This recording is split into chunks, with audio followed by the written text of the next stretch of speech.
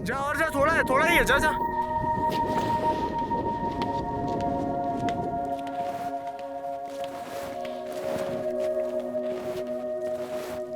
मेरा हर कदम बर्फ में धंसता जा रहा था। हर धंसते कदम के साथ मेरी सांसें और तेज हो रही थी और ये रास्ता खत्म होने का नाम ही नहीं ले रहा था। ऊपर से देखने पर तो सब कुछ बहुत खूबसूरत लगता है, but no one sees the fight behind every single step that I took. उस समय ना डेस्टिनेशन इम्पोर्टेंट थी और ना ही समिट। बस एक सवाल था खुद से कि क्या ये मैं कर सकता हूँ।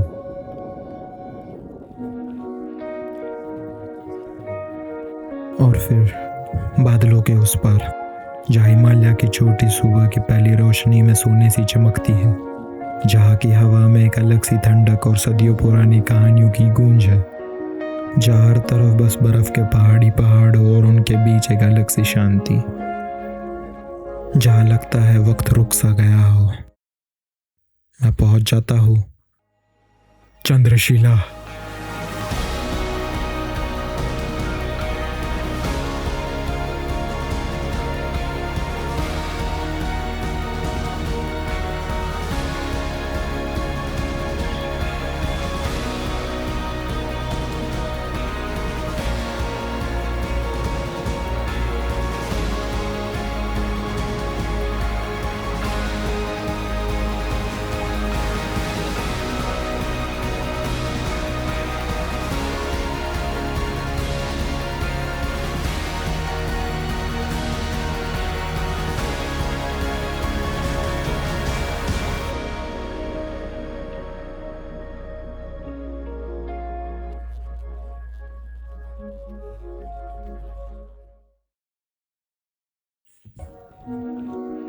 दो नदियाँ अपनी अलग पहचान लेकर हजारों किलोमीटर का सफर तय करती है, एक चंचल तो एक शांत।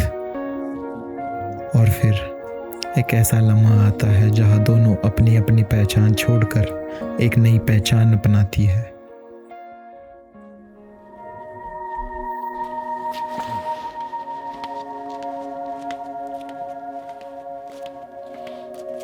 सुबह होने से पहले देवप्रयाग एक अलग ही रूप में नजर आता है।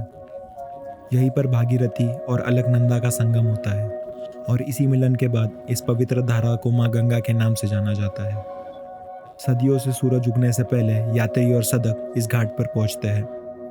माना जाता है कि इसी वक्त की शांति और संगम का पवित्र वातावरण ध्यान और प्रार्थना के लिए सबसे श्रेष्ठ होता है।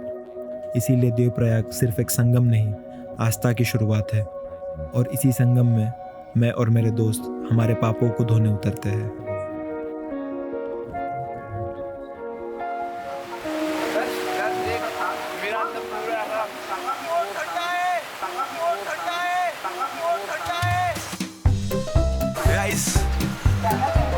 डुबकी लेने जा रहे हैं, संगम, टेम्परेचर पता नहीं, कोल्ड शावर।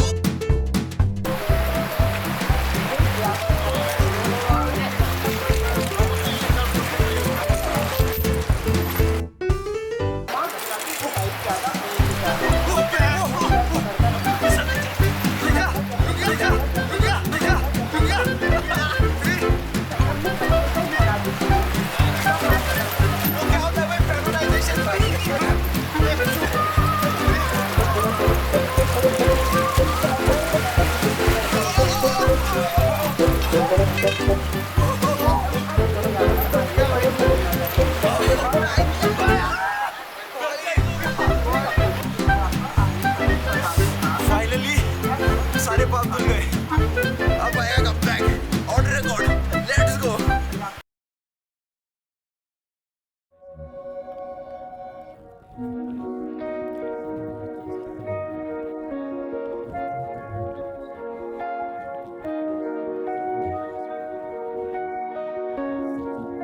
संगम में नहाने के बाद लग रहा था जैसे देवप्रयाग को पहली बार सच में देख रहा हूँ। घाट पर सुबह की हलचल धीरे धीरे बढ़ रही थी। हर सीढ़ी, हर पत्थर और हर मोड़ सदियों से आने वाली यात्रियों की कहानियां सुना रहे थे। और फिर वो पुल जो सिर्फ किनारों को नहीं बल्कि इस पूरी घाटी की धड़कन को जोड़ता है। उस पुल पर खड़े होकर जब मैंने आखिरी बार पीछे देखा तो सामने था वो पवित्र संगम, जहाँ भागीरथी और अलकनंदा मिलकर माँ गंगा का रूप लेती है। कुछ जगहों से सिर्फ रुखसत नहीं ली जाती, उनका एक हिस्सा अपने साथ ले जाया जाता है। अलविदा देवप्रयाग, फिर मिलेंगे किसी और सुबह, किसी और सफ़र में।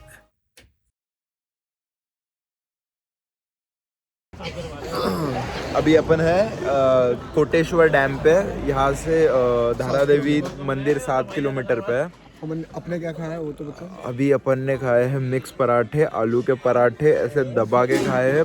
मेरे को अभी तक के बेस्ट पराठे लगे भाई, एकदम क्रेजी, मज़ा ही आ गया। उसके साथ ही वो छोले की वो चटनी और हरी चटनी, आए हाय हाय हाय, बहुत ज़्यादा मज़ा आ गया। पीछे ये पहाड़ देखो, ये सन देखो, ये मेरी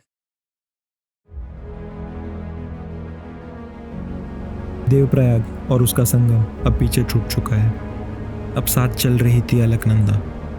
हर मोड़ के साथ यह नदी अपना एक नया रूप दिखा रही थी।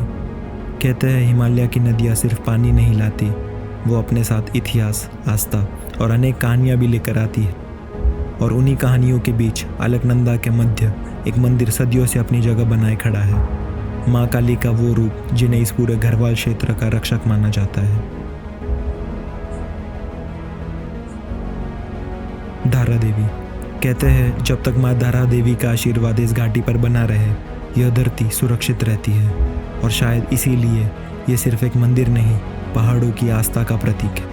और इसी आस्था के प्रतीक को जब 2013 में गवर्नमेंट द्वारा अपनी जगह से हिलाया गया, तब उत्तराखंड ने देखा कुदरत का एक रौद्र रूप।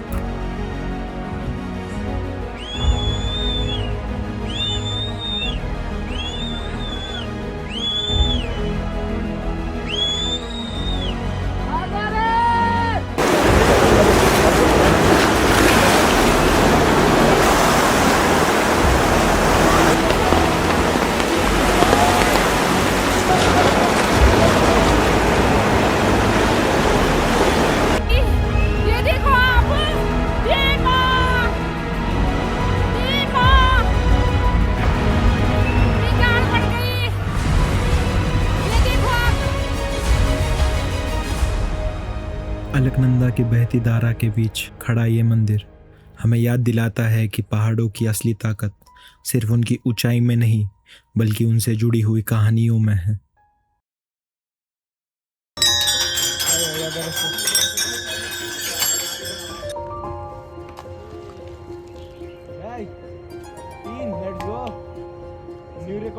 साथ है भाई, साथ है।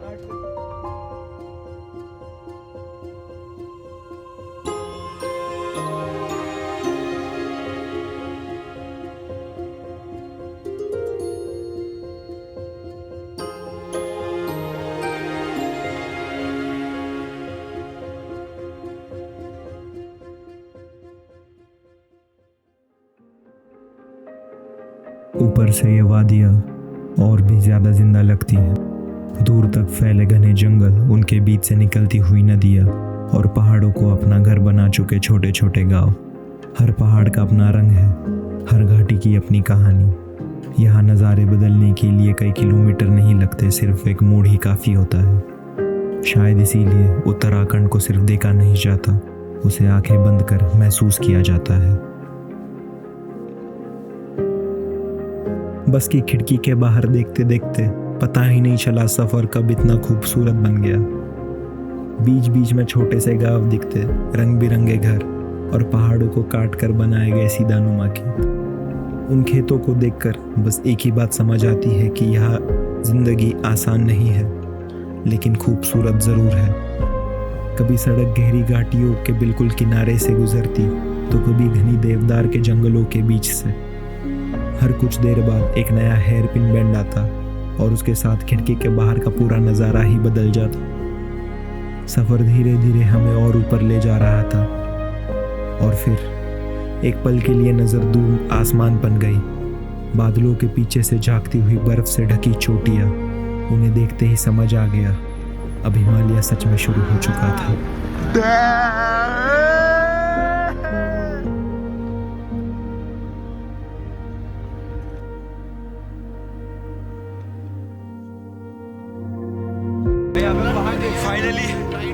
फाइनली हम आ गए गाइस। बोल नहीं पा रहा हूँ, अभी हम हैं एग्जैक्टली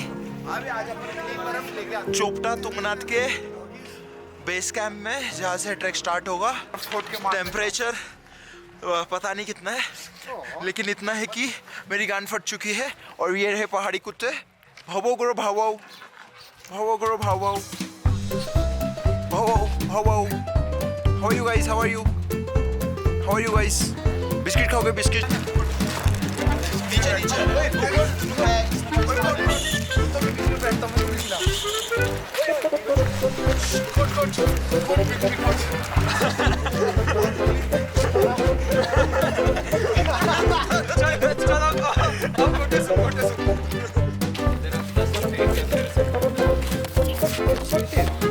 अबे उसका गला फट गया। हाँ यार बेचारा हाथ चाट लिया भाई थोड़ा सा। वो चाट लिया। भार्गव दूसरा पैकेट दिया था मैंने भार्गव को, 2 पैकेट लिए थे। भार्गव को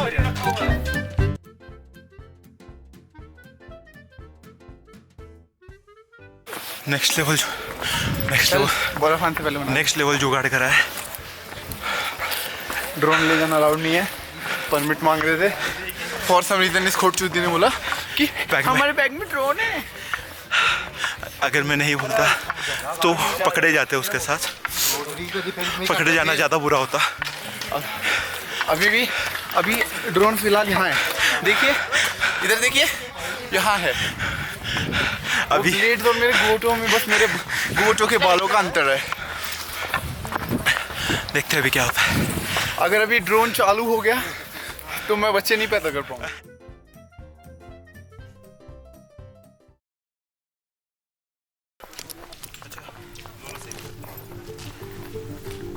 कभी कभी सफ़र में ऐसे पल आ जाते हैं जब मंजिल तक पहुंचने की जल्दी ही ख़त्म हो जाती है। ये वही पल था। हर 10-15 कदम के बाद पैर अपने आप रुक जाते थे। थकान की वजह से नहीं, बल्कि इसलिए क्योंकि सामने का नज़ारा बार बार देखने का मन करता था। जहाँ तक नज़र जाती बस बर्फ़ ही बर्फ़। देवदार के पेड़ों पर जमी हुई सफ़ेद परत धूप पड़ते ही ऐसे चमक रही थी जैसे किसी ने पूरे जंगल पर चांदी बिछा दी हो। ठंडी हवा चेहरे को छू कर जाती और उसके साथ एक अजीब सी ताजगी महसूस होती। हर सांस पहले से ज़्यादा हल्की लग रही थी। रास्ता धीरे धीरे ऊपर जा रहा था और हर मोड़ के साथ नज़ारा और भी खुलने लगा। दूर तक फैली हुई हिमालय की चोटियाँ इतनी साफ दिख रही थी कि बस उन्हें देखते रहने का मन करता था। कैमरा मेरे पास ही था, लेकिन कुछ नज़ारे कैमरा में उतरते नहीं है। उन्हें सिर्फ उस पल में जिया जा सकता है। सबसे अच्छी बात यह थी कि यहाँ किसी को जल्दी नहीं थी। हर कोई रुक रहा था, तस्वीरें ले रहा था, मुस्कुरा रहा था और फिर आगे बढ़ रहा था। पहली बार लगा कि सफ़र का असली मज़ा तेज़ चलने में नहीं, बल्कि रुककर महसूस करने में है। शायद इसीलिए आज भी अगर आंखें बंद करूँ तो सबसे पहले वही बर्फ़ से ढके पेड़, वही ठंडी हवा और वही हिमालय की चोटियाँ याद आती है। कुछ नज़ारे बस देखे नहीं जाते, जिंदगी भर के लिए यादों में बस जाते हैं।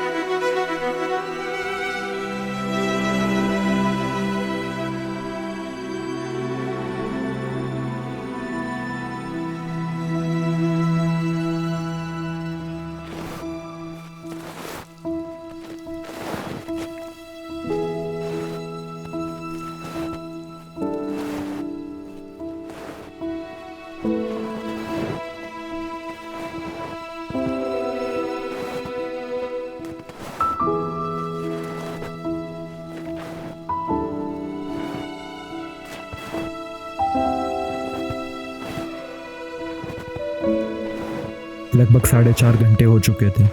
हर कदम के साथ सांसें और भारी हो जा रही थी। आखिरी कुछ मीटर सबसे मुश्किल थे। पैर थक चुके थे, शरीर बार बार रुकना चाहता था, लेकिन दिल को बस एक ही चीज़ दिख रही थी, समिट। और फिर एक आखिरी चढ़ाई के बाद मैं चंद्रशिला की चोटी पर था। उस पल ना हवा की आवाज़ सुनाई दे रही थी ना लोगों की, बस सामने 360 डिग्री में फैली हुई हिमालय की वो शिखरें जिन्हें बचपन से सिर्फ तस्वीरों में देखा था। नंदा देवी, चौखंबा, केदारडूम और उनके बीच में खड़ा मैं। उस वक्त ना कैमरा याद था, ना ड्रोन, ना वीडियो, बस वो पल।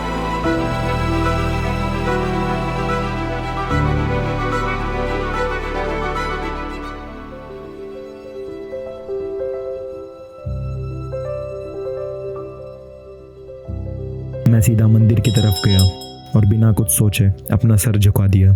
कुछ मांगा भी नहीं, बस शुक्रिया कहा।